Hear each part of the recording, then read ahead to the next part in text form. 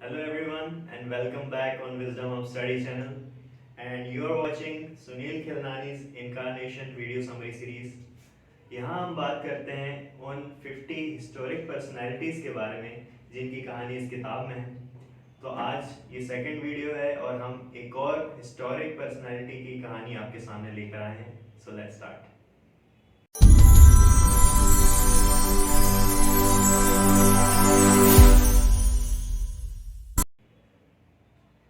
तो आज जिस शख्स की कहानी हम आपके सामने लेकर आ रहे हैं वो बहुत ही लेजेंडरी फिल्म मेकर रहे हैं।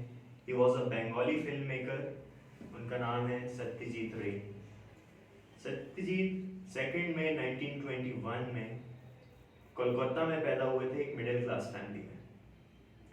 उनके फादर जो थे वो बहुत छोटी सी उम्र में उनको छोड़कर चले गए, बट जो आर्ट उनके डीएनए में था वो सत्यजीत के पास भी था। उनके फादर बच्चों के लिए बेड टाइम स्टोरीज लिखा करते थे। उनके घर के और भी जो लोग सदस्य थे वो काफ़ी इंटेलेक्चुअल्स थे और पढ़े लिखे लोग थे। राजा राम मोहन रॉय के ब्रह्मो समाज से वो लोग जुड़े हुए थे।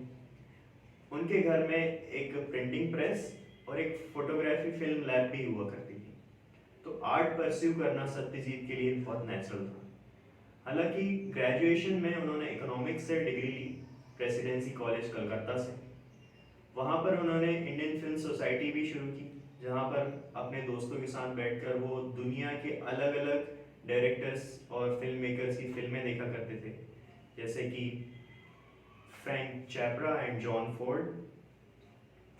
उसके बाद उन्होंने पहली अपनी जॉब की एक एड एजेंसी में, उस जहाँ से फिर वो लंदन गए और एक इटालियन डायरेक्टर थे जिनका नाम था विटोरियो डिशीजा। उनके साथ उन्होंने एक फिल्म मेकिंग में काम किया जिसका नाम था बाइसिकल थीव्स।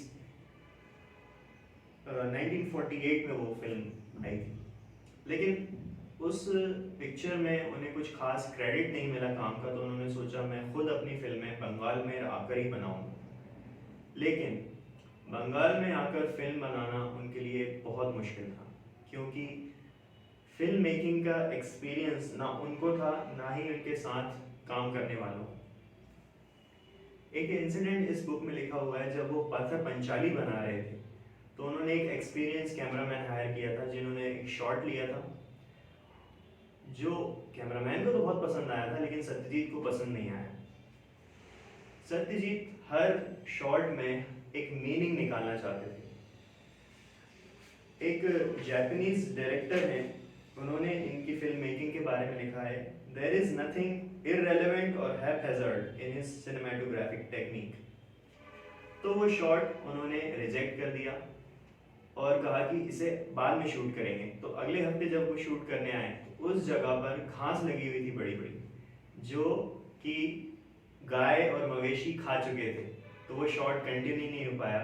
तो ये एक छोटा सा इंसिडेंट है कि उन्हें कितनी मुश्किलें फेस करनी पड़ी उस दौर में फिल्म बनाने में। लाइटिंग से लेकर कॉस्ट्यूम्स, कैमरा, लोकेशन, ये सारी चीज़ें वो खुद ही करते थे। तो फिल्म मेकिंग उस दौर में उनके लिए काफ़ी मुश्किल थी, लेकिन वो रुके नहीं और अपना काम अपने तरीके से करते चले गए। फिर 1977 में उनकी फिल्म आई थी चेस प्लेयर्स। तब इनकी फिल्में काफ़ी पॉपुलर हो चुकी थी, लेकिन मेन स्ट्रीम इंडियन क्रिटिक्स जो थे, जैसे कि उस ज़माने की एक्ट्रेस थी नरगिस दत्त, वो कहते थे कि सत्यजीत जो है वो पुअर इंडिया को ही दिखाना चाहते हैं। क्योंकि वेस्ट कंट्रीज़ में इनकी फिल्में काफ़ी पॉपुलर हो रही थी, सब लोग यही समझ रहे थे कि इंडिया एक गरीब देश है और सत्यजीत जो है वो मॉडर्न इंडिया को नहीं दिखाना चाहते। बट सत्यजीत का काम करने का अपना एक तरीका था। वो कहते हैं कि it's the truth in a situation that attracts me and if I have been able to show it that's enough for me. यानी वो रियलिज्म पे बहुत फोकस रहते थे। और उनका ये कहना था उस दौर की मेन स्ट्रीम सिनेमा के बारे में कि उस दौर के फिल्म मेकर्स गाने और डांस पर इतना ज़्यादा फोकस करते हैं कि वो अपने सब्जेक्ट से ही डाइवर्ट हो जाते हैं मूवी के। फिर एक फ्रेंच डायरेक्टर थे जीन रेनॉर, जो इंडिया आए हुए थे अपनी एक फिल्म के सिलसिले में जिसका नाम था द रिवर। इसको बनाने में भी सत्यजीत ने ही उनकी हेल्प की, और उन्होंने भी सत्यजीत से ये कहा था कि हॉलीवुड वाले इंडिया की फिल्म्स को तब तक ही इंडियन मानते हैं जब तक उसमें हाथी और शेर वगैरह ना दिखाए जाएं। लेकिन सत्यजीत को इन कमेंट से ज़्यादा फर्क नहीं पड़ता था। उस दौर के एक और डायरेक्टर हैं श्याम बेनेगल जी, उन्होंने इनके बारे में कहा था, he did not follow anyone, he showed us you had to make your own way. यानी आपको किसी को फॉलो नहीं करना है, अपना रास्ता खुद बनाना है। फिर उन्होंने एक मूवी बनाई चारुलता, जो कि रविन्द्रनाथ टैगोर की कहानी द ब्रोकन नेस्ट पर बेस्ड थी। वो फिल्म, इसके बारे में जब मैं पढ़ रहा था तो मैंने खुद देखी है, यूट्यूब पर अवेलेबल है, आप चाहें तो देख सकते हैं। उस फिल्म में शुरू के 7-8 मिनट तक कोई डायलॉग्स नहीं है, और चारुलता जो कि मेन कैरेक्टर है उस फिल्म का, वो अपनी लाइफस्टाइल उसकी कैसी है, वो क्या करती है, यानी घड़ी की टिक टिक की आवाज़ से लेकर खिड़कियों की खुलने बंद होने की आवाज़, और पीछे बैकग्राउंड में पंडित रविशंकर का सितार और शहनाई, बस यही होता था। यानी कि सिनेमेटोग्राफी से मैसेज कैसे कन्वे करना है, ये फोकस था सत्यजीत रे की फिल्म मेकिंग में। उनकी और फिल्में जैसे कि अप्पू ट्रायोलॉजी, जिसे वेनिस फिल्म फेस्टिवल में गोल्डन लायन अवार्ड मिला गया, day and night in forest, the chess player, ये उनकी कुछ फेमस फिल्म्स हैं। 40 साल के करियर में उन्हें 35 नेशनल अवार्ड्स मिले थे। 90s की बहुत फेमस अदाकारा शर्मिला टैगोर, इनको भी पहला रोल सत्यजीत ने ही दिया था।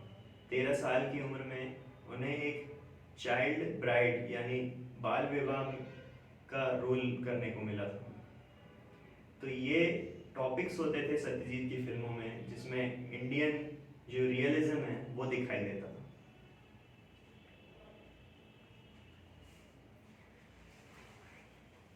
शर्मिला टैगोर ही बताती हैं कि वो जिस तरीके से फिल्म बनाते थे उतने ही साइलेंट वो खुद भी थे, यानी कि बहुत अगर उन्हें तारीफ करनी होती थी तो 1-2 लफ्जों में तारीफ कर देते थे, डांटना होता था तो भी 1-2 शब्दों का ही यूज करते थे।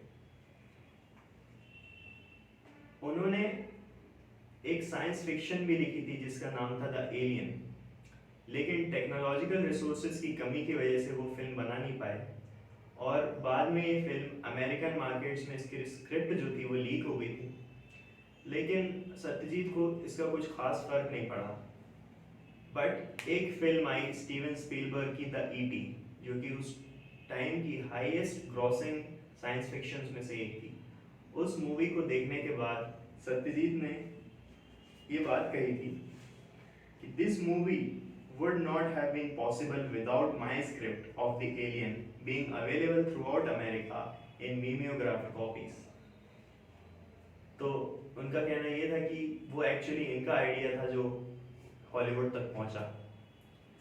सत्यजीत पहले भारतीय थे जिन्हें लाइफ टाइम अचीवमेंट का एकेडमी अवार्ड भी मिला, साथ ही इंडियन नेशनल जो हाईएस्ट ऑनरी अवार्ड है भारत रत्न, वो भी इन्हें मिला, बाबा साहेब फाल्के पुरस्कार मिला, और न जाने कितने अवार्ड्स, लिस्ट बहुत लंबी है, 35 नेशनल अवार्ड्स इन्हें मिले हुए हैं। सुनील खिलनानी जिसने इस किताब को लिखा है वो इनके बारे में लिखते हैं, you never know, one day India's most internationally respected film maker might become one whom ordinary Indians actually like to watch। यानी कि काश कोई एक दिन ऐसा आए कि इंडिया की आम जनता जो है वो भी सत्यजीत की फिल्में देखना शुरू कर दे। तो ऐसे थे सत्यजीत रे, ये उनकी कहानी हमने आपको ब्रीफ में समझाई है। ये बुक अगर आप चाहें तो खुद भी पढ़ सकते हैं। इसमें अभी 48 पर्सनालिटीज और बाकी हैं जिनका हम वीडियोस आपके सामने लेकर आएंगे। तो हमसे जुड़े रहने के लिए चैनल सब्सक्राइब कर लें, नोटिफिकेशन आइकन प्रेस कर दें, and thanks for watching the video.